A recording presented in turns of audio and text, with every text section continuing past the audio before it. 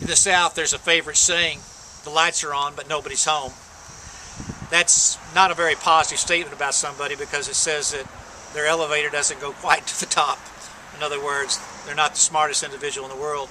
But Van Gogh also realized that he said in the church, the lights are not even on. And we don't realize that Van Gogh was a man who he struggled in his life, had lots of episodes, and would commit suicide at age 37. And most of us focus on that part of his life, but most of us don't realize that in his early days he was a minister and had been in a church for 6 months, and he was considered a failure.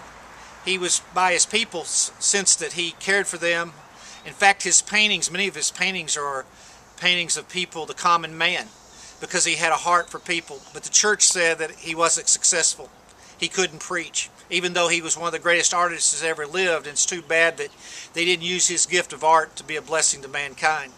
But just before he died, in his last year of life, Starry Night was painted by Van Gogh. Many people had a hard time trying to interpret this starry night and then this little hamlet, the town, the city that we would call, in the painting. And in the painting there was a church and the small village homes. And in Van Gogh's paintings, he always used yellow, representing the presence of God. So we see the stars being painted in yellow, and also we see each of the hamlets, each of the houses with the light of yellow. But the church, there's no light. He would later do a painting of a church with not even having any doors.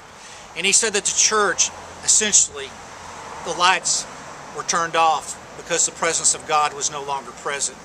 And that he said there was an icy coldness to the church, the institutionalized church.